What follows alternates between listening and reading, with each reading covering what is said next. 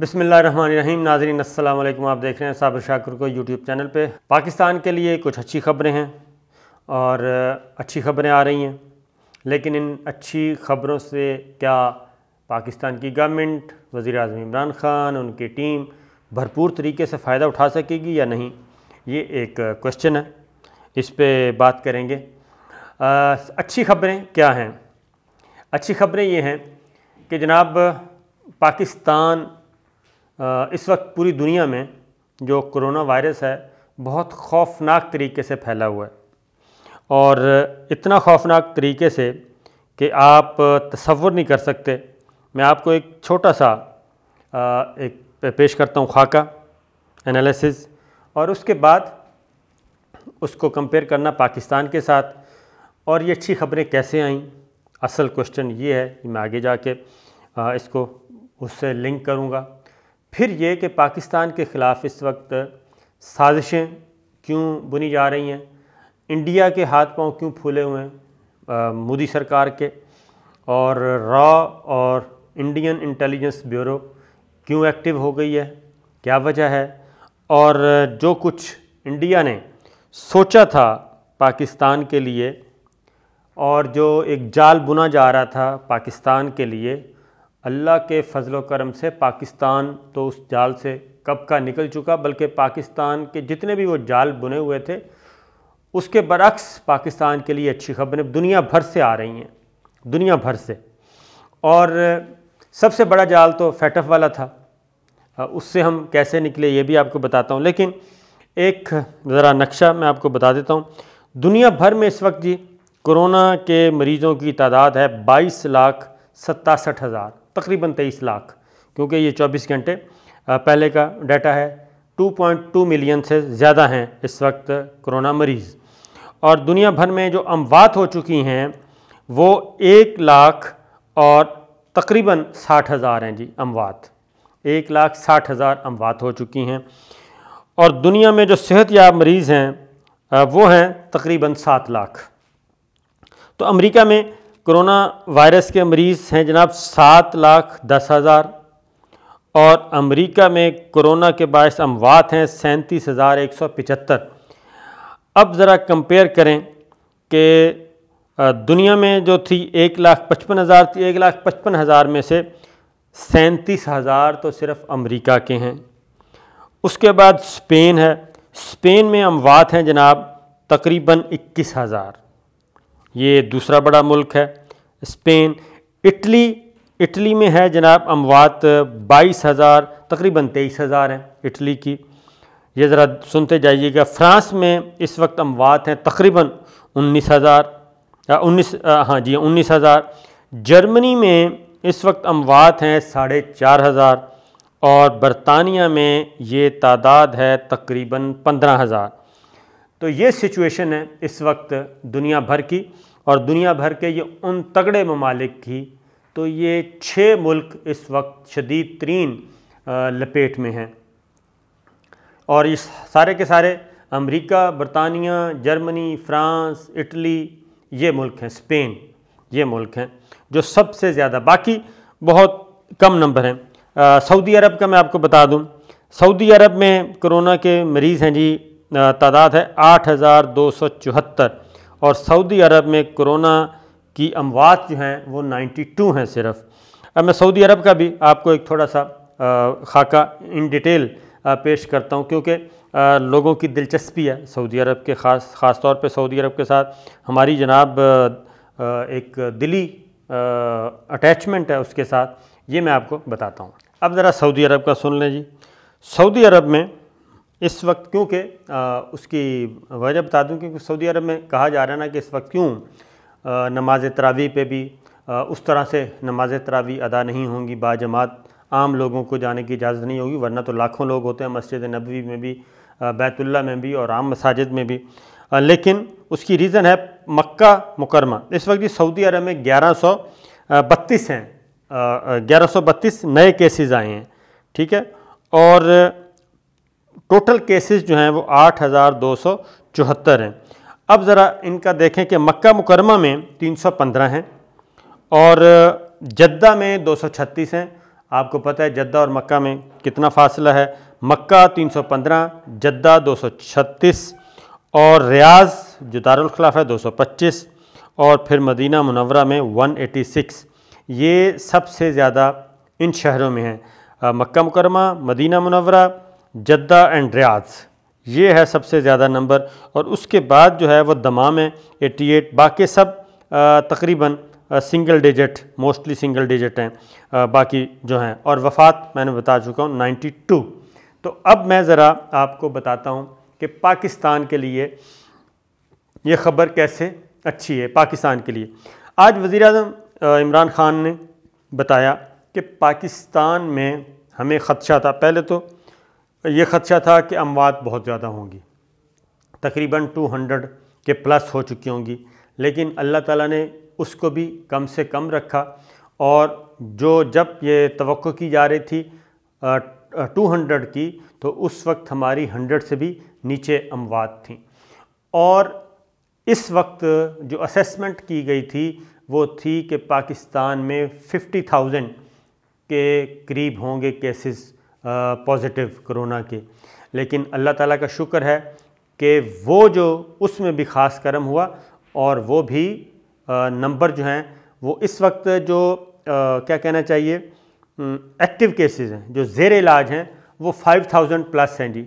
और बाकी तकरीबन 2,000 जो हैं वो सेहत याब होकर घर भी जा चुके हैं। तो 5,000 प्लस सिर्फ इस वक्त हैं, जबकि ख़दशा ये था जो आदाद शुमार बता रहे थे कि ये 50,000 तक जाएगी। और यही चीज़ हमने गवर्नमेंट ने यानी कि सुप्रीम कोर्ट ने भी सबमिट करवाई थी कि ये है हमारा अंदाज़ा। लेकिन अल्लाह ताला का शुक्र है कि ख़ास करम है अल्लाह ताला का। मैंने आपको पहले भी बताया था कि पाकिस्तान का नाम पाक है और मदीना मुनव्वरा का नाम भी अरबी अगर उसका तर्जमा करें तो वो पाक से ही निकलता है, पाकिस्तान। और मदीना मुनव्वरा ये पाक धरती है और इस पर अल्लाह ताला का ख़ास करम है। और पाकिस्तान 27 रमज़ानुल मुबारक को मारज़ वजूद में आया था।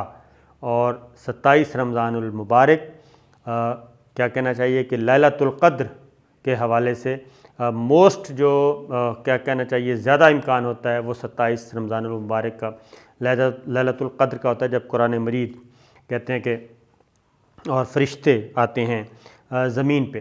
तो ये चीज़ तो पाकिस्तान पे ख़ास करम। और अब पाकिस्तान के मैं ज़रा आपको नंबर बता दूँ, वो ज़रा आप सुनिए कि पाकिस्तान पे अभी तक ख़ास करम कैसे है। पाकिस्तान में जी इस वक्त जैसे कि मैंने आपको बताया 5,000 प्लस है। मुल्क में कोरोना के तस्दीक शुदा केसेस 7,638 हैं, लेकिन बहुत सारे लोग माशाल्लाह से घर जा चुके हैं तंदुरुस्त होके। और अमवात सिर्फ 143 हैं, जो कि इस वक्त हम तवक्को कर रहे थे 200 प्लस की। एक ये अच्छी बात है। और कोरोना के आज जो हैं वो 157 केसेस जो हैं पिछले 24 घंटे के दौरान रिपोर्ट हुए हैं। तो ये इससे मैं ये कह रहा हूँ कि अल्लाह ताला का ख़ास करम है हम पर। और उसी वजह से इस वक्त जो सिचुएशन नॉर्मलाइजेशन की तरफ जा रही है। अब वफाकी दारुल हुकूमत में जनाब इस्लामाबाद की बात करूँगा कि मोस्टली कारोबार जो हैं आहिस्ता आहिस्ता खुलने जा रहे हैं। और रेस्टोरेंट्स को, होटल्स को इनको इजाज़त दे दी गई है। Fruit shops, mutton shop, chicken shop इस तरह की ये पहले से खुली थी और मज़ीद अब उसमें इजाफ़ा किया जा रहा है आहिस्ता आहिस्ता। और दूसरा ये कि आज की अच्छी ख़बर ये भी है कि उलमा कराम और सदर ममलिकत डॉक्टर आरिफ अलवी के दरमियान जो एक मुज़ाकरात हुए, बातचीत हुई, उसमें नमाज तरावी के हवाले से भी मसाजिद में कि रमज़ानुल मुबारक में नमाज तरावी जो है वो कैसे अदा की जाएगी, उस पर भी इत्तफ़ाक़ इत्तेहाद हुआ और एक प्रोसीजर तय कर लिया गया ताकि कुरान मजीद जो हिफ्ज़ कुरान है, हाफिज़ साहिबान जो होते हैं हुफ़ाज़ कुरान, वो भी सिलसिला जारी रहे, कुरान मजीद की तिलावत भी हो, लेकिन साथ साथ जो एहतियाती तदाबीर हैं वो भी हों। ये एक अच्छी चीज़ थी। पाकिस्तान, मैंने आपको बताया था कि पाकिस्तान के लिए ये तो एक अच्छी ख़बरें आ रही हैं। पिछली वीडियो में मैंने आपको बता दिया था कि किस तरीके से सऊदी अरब की तरफ से एक प्लस पॉइंट आया कि 20 अरब डॉलर की सरमायाकारी मैच्योर हुई और उसके बाद IMF की तरफ से आपको बता दिया था। लेकिन ये सारी चीज़ें इंडिया के लिए बहुत तकलीफ़ दें हैं, नरेंद्र मोदी सरकार के लिए, जो मैं अब आपको बताता हूँ असल वो क्या कर रहे हैं। फैटफ का मामला था जी कि तलवार लटकाई हुई थी, वो ऑटोमेटिकली अप्रैल में इसी महीने उसका इजलास था, वो भी 6 महीने के लिए डेफ़र कर दिया गया है। और अब पाकिस्तान की पूरी तवज्जो उन्होंने कहा जी आप कोरोना पे लगाएं, इसका ख़ात्मा करें, उसको भूल जाएं। वो 6 माह की डेफरमेंट वो हो गई है। वो एक साजिश और एक प्लानिंग जो थी वो नाकाम हुई। और उसके बाद इंडिया जिन मुल्कों के साथ मिल के पाकिस्तान के ख़िलाफ़ ये सारी खिचड़ी पका रहा था फैटफ के प्लेटफॉर्म पे, फैटफ के फ़ोरम पे, उसको मुँह की खानी पड़ी, क्योंकि उन मुल्कों को खुद अपनी मुसीबत में वो फंस गए हैं और ये चीज़ हुई है। और दूसरा, कनाडा में आपको पता है कि कैनेडियन गवर्नमेंट ने एक एडिटर साहब पकड़ लिए हैं, और एडिटर साहब पकड़े तब जब पता चला कि ये मैनूवरिंग कर रहे हैं ख़बरों के हवाले से और कैनेडियन पॉलिटिशियंस को इस्तेमाल कर रहे हैं, और उनके अकाउंट्स में कुछ अनयूजुअल एक्टिविटी नज़र आई बैंक अकाउंट्स में। जब पता चला तो पता ये चला कि उनको इंडियन एजेंसी रॉ और Indian civil intelligence agency intelligence bureau वो फंड कर रहे थे, और वो पाकिस्तान के ख़िलाफ़ और इंडिया के जो मफादात हैं उनके तहफ़्फ़ुज़ के लिए वो दोनों खुफिया एजेंसीज़ जो हैं रॉ और इंटेलिजेंस ब्यूरो ऑफ इंडिया, दोनों ब्राइब के ज़रिए वहाँ पे गलत ख़बरें चलवा रही थीं और गुमराह कर रही थीं कैनेडियन गवर्नमेंट को। तो जनाब वो गए हैं पकड़े। और उसके बाद एक और चीज़ इंडिया के अंदर से ही, अब इंडिया मैंने आपको पहले भी बताया था कि इंडिया क्या कर रहा है, ये सारी सिचुएशन से अगेन कि ये कोरोना वायरस इसको भी एक ख़ास रंग देने की कोशिश कर रहा है। मैंने आपको ये भी बताया था कि लाइन ऑफ कंट्रोल पे उन्होंने बहुत ज़्यादा एक्टिविटी शुरू कर दी थी। पाकिस्तान ने वार्न किया, पाकिस्तान ने रिस्ट्रेन किया, रुके, अपने आप पे कंट्रोल किया, ज़ब्त किया, लेकिन जब बाज नहीं आए तो पाकिस्तान की आर्मी ने, पाकिस्तान के कमांडोज़ ने LOC पे जो कुछ हो रहा था उनको वार्न करने के बाद उनका पीछा किया, और पीछा करके वहाँ जाके उनको ज़रा ठिकाने लगा के आए हैं, और ठीक ठाक ठिकाने लगाया। आप वो उसकी वीडियोस भी सोशल मीडिया पे आप देख भी रहे हैं, उसके मुख्तलिफ़ एंगल दिया जा रहा है। लेकिन टिका के यही काम अब वहाँ पे किया जा रहा है कोरोना को भी, कि जनाब ये वहाँ पे मुस्लिम कुशी शुरू की जा रही है, मुस्लिम कुश फसादात शुरू किए जा रहे हैं इस वक्त भी, कर्फ्यू के दौरान भी, लॉकडाउन के दौरान भी इंडिया में। और वहाँ पे BJP और जो RSS है, हिंदू इंतहा पसंद तंजीम है, वो ये काम कर रही हैं कि जनाब मुसलमानों का पैदा करता है। तो इसके ख़िलाफ़ इंडिया के अंदर से आवाज़ें उठना शुरू हो गई हैं, और ख़ास तौर पे इंडियन के अंदर जो उनके दानिश्वर हैं, जो एक सही समझते हैं सारे मोदी की सारी पॉलिटिक्स को, हिंदू जो हैं पढ़े लिखे हिंदू, वो उठ खड़े हुए हैं और उन्होंने ये बताना शुरू कर दिया है, वावेला शुरू कर दिया है कि ये मुस्लिम कुछ फसादात नरेंद्र मोदी करवा रहे हैं और इनको रोका जाए। और यही वजह है कि इंसानी हकूक़ की तंजीमें भी एक्टिव हो गई हैं एक तरफ, क्योंकि एक तरफ मोदी को शिकस्त हुई इस इशू पे कि जो शहरियत अमेंडमेंट एक्ट है उस पे उसको अमल दरामद रोकना पड़ा था, और वो इसलिए रोकना पड़ा था कि प्रेशर बहुत आ गया था, आलमी प्रेशर आ गया था, इंसानी हकूक़ की तंजीमों का प्रेशर आ गया था, जेनोसाइड वॉच जो एक ऑर्गेनाइजेशन है उसकी तरफ से प्रेशर आ गया था। तो अब वो उस शिकस्त को बदलने के लिए कि क्योंकि खसियानी बिल्ली खंबा नोचे, वो जो शिकस्त हुई है मुख्तलिफ़ फोरम्स पे, उनका शहरियत अमेंडमेंट एक्ट अमलन जो है वो सस्पेंड हो चुका है। तो अब वो दूसरे तरीके से कर रहे हैं, इंतहा पसंद हिंदुओं के ज़रिए वो वहाँ पे नफ़रत फैला रहे हैं। फिर मकबूजा कश्मीर की सूरत हाल ख़ास तौर पे बहुत ज़्यादा अलार्मिंग है। वहाँ पे कोरोना से निमटने के लिए वहाँ पे सहूलियात नहीं दी जा रही मकबूजा कश्मीर के शहरियों को, ख़ास तौर पर ये चीज़ें सूट नहीं करती उनको। तो ये एक पॉलिटिक्स चल रही है। तो वापस आते हैं, एक और अच्छी ख़बर पाकिस्तान के लिए।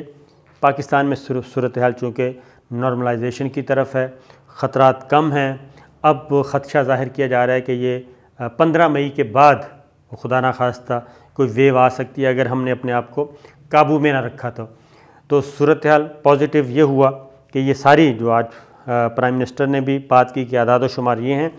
तो अब जनाब बरतानिया को इजाज़त दी है तकरीबन 10 से ज़्यादा फ़्लाइट्स की कि वो ऑपरेट करें कतर एयरवेज़ के ज़रिए, वो आएँ यहाँ पे पाकिस्तान से, अगर ले जाना चाहते हैं मुसाफिर ले जाएँ।